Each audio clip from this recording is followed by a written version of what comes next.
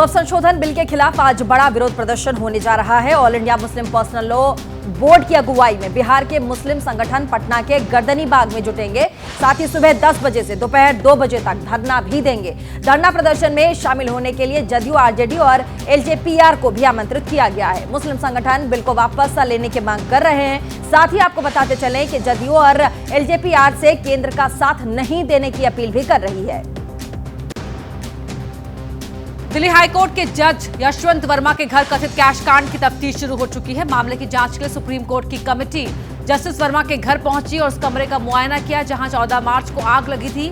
जांच committee justice Verma से पूछताछ भी करेगी। जांच कमेटी दिल्ली पुलिस कमिश्नर और दिल्ली फायर सर्विस के प्रमुख से भी मिलेगी। उधर जस्टिस वर्मा के इलाहाबाद ट्रांसफर किए जाने के खिलाफ प्रयागराज में वकीलों की हड़ताल का आज दूसरा दिन है।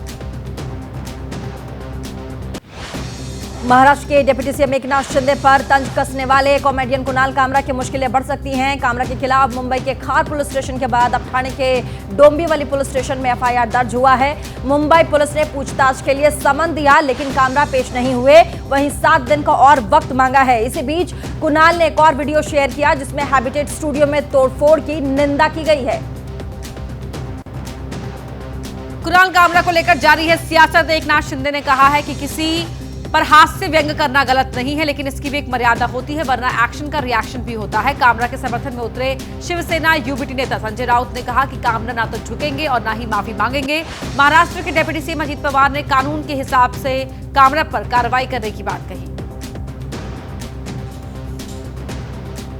और मराठा शासक छत्रपति शिवाजी संभाजी महाराज के जीवन पर बनी फिल्म छावा का संसद भवन के बाल योगी ऑडिटोरियम में कल स्पेशल स्क्रीनिंग होगी। प्रधानमंत्री नरेंद्र मोदी अपनी कैबिनेट के साथ फिल्म देखने पहुंचेंगे। इससे पहले प्रधानमंत्री मोदी ने दिसंबर में ही अपनी कैबिनेट के साथ दी साबरमती रिपोर्ट फिल्म देखी थी।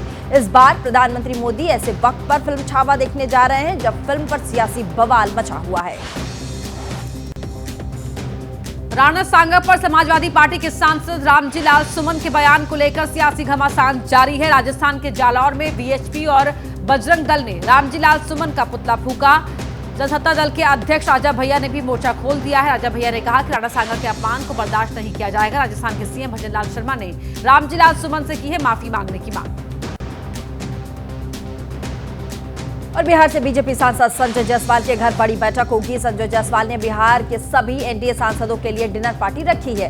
डिनर में बीजेपी अध्यक्ष जेपी नड्डा, बिहार के लिए बीजेपी प्रभारी विनोद तावड़े और बिहार के दोनों ही डिप्टी सीएम भी शामिल होंगे। जबकि सहयोगी दलों से संजय झा, ललन सिंह, चिराग पासवान, जितन राम मांझी, उपेंद्र कुशवाहा इस बैठक में मौजूद रहेंगे। साथ ही बिहार में इसी साल होने वाले चुनाव के मद्देनजर ये बैठक अहम मानी जा रही है। कांग्रेस ने ऐलान किया है कि वो महागठबंधन में ही रहकर बिहार विधानसभा का चुनाव लड़ेगी। दिल्ली में पार्टी अध्यक्ष मल्लिकार्जुन खड़गे की तरफ से बुलाई गई बिहार की पार्टी नेताओं की बैठक में ये फैसला लिया गया। हालांकि सीट शेयरिंग और सीएम फेस को लेकर कोई फैसला नहीं हुआ। बैठक में कुछ नेताओं ने राहुल गांधी से आरजेडी की शिकायत की, जिस पर राहुल ने कहा कि राजनीति में सम्मान हासिल किया जाता है। गृह मंत्री अमित शाह ने कांग्रेस पर बड़ा हमला बोला है। अमित शाह ने दावा किया अगले 15 से 20 सालों के बाद भी कांग्रेस सत्ता में वापसी नहीं कर पाएगी।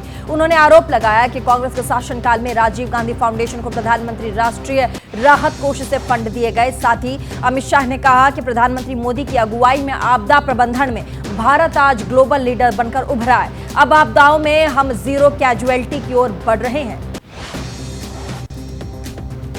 यूपी में विधानसभा चुनाव में तकरीबन 2 साल बाकी है, लेकिन उससे पहले ही विधानसभा की जंग की तैयारी शुरू हो गई है। समाजवादी पार्टी ने सभी 403 विधानसभा क्षेत्र में पीडीएस साइकिल चलाने की बात कही है। अभियान जल्द ही शुरू किया जाएगा। इस पर डिप्टी सीएम केशव प्रसाद मौर्य ने समाजवादी पार्टी पर तंज कसते हुए कहा कि बीजेपी 2027 में 2017 की जीत दोहराएगी।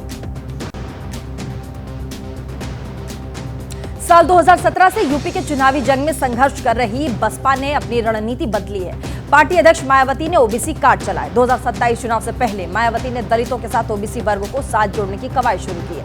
लखनऊ में इस बैठक में मायावती ने भाईचारा कमेटियों का गठन किया, जो कि पिछड़े समाज के लोगों को पार्टी से जोड़ेगी। एक देश एक चुनाव पर बनी जेपीसी की बैठक हुई, जिसमें अटॉर्नी जनरल और दिल्ली हाईकोर्ट के रिटायर्ड पूर्व मुख्य न्यायाधीश ने अपनी राय रखी। जेपीसी के अध्यक्ष पीपी चौधरी ने कहा कि दोनों ही कानूनविदों ने कई संशयों को दूर करने, संवैधानिक और कानूनी पक्ष से कमेटी को अवगत कराया। अटॉर्नी जनरल ने कहा कि एक देश एक चुनाव बिल संविधान के किसी भी प्रावधान का उल्लंघन नहीं करता है। ओडिशा में 14 कांग्रेस विधायकों में से 12 विधायकों को विधानसभा से 7 दिन के लिए निलंबित कर दिया गया, जिसके विरोध में कांग्रेस विधायक विधानसभा में ही धरना पर बैठ गए। कई विधायक रात में सदन में ही सोते नजर आए।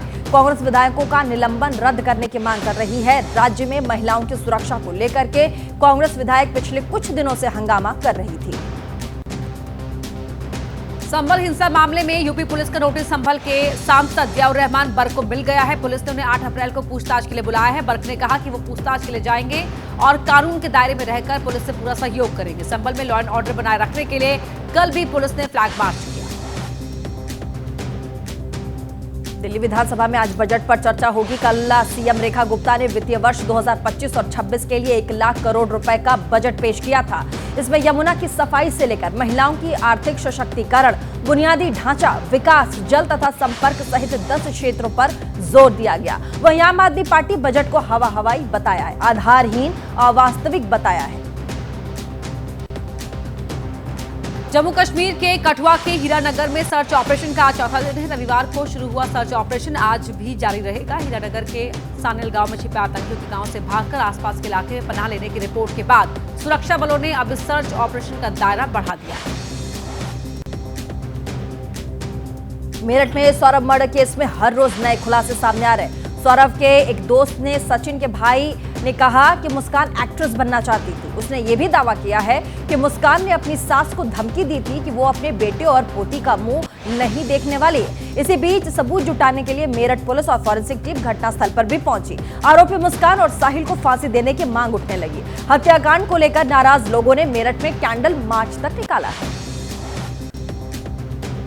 दिशा सालियान के पिता सतीश सालियान ने शिवसेना यूबीटी गुट के नेता आदित्य ठाकरे और अन्य के खिलाफ एफआईआर दर्ज करने की मांग की है। संबंध में पुलिस में लिखित शिकायत दी है।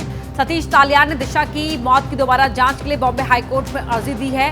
दिशा एक्टर सुशांत सिंह राजपूत की एक्स मैनेजर थी, जिसकी 2020 में एक बिल्डिंग से गिरने से मौत हो गई थी। पुलिस ने इसे सुसाइड बताया था। बिहार में अपराधियों का खौफ खत्म होने का नाम नहीं ले रहा। कल आरा में स्टेशन पर दिनदहाड़े प्रेम प्रसंग में 2 लोगों की हत्या कर दी गई। आरोपी ने हत्या के बाद खुदकुशी भी कर ली। फुट ओवर ब्रिज पर जैसे ही पिता और बेटी पहुंचे, आरोप है कि अमन कुमार नाम के युवक ने दोनों को गोली मार दी।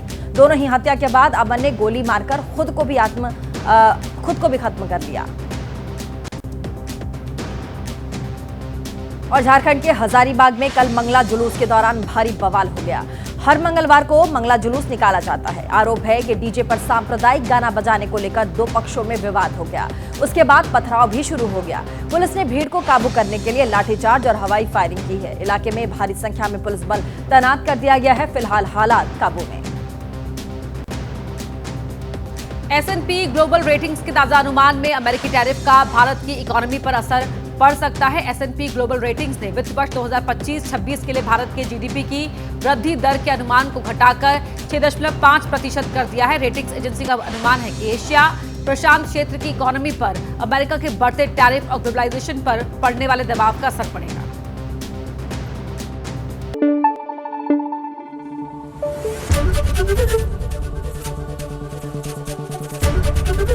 एबीपी न्यूज आपको रखे आगे।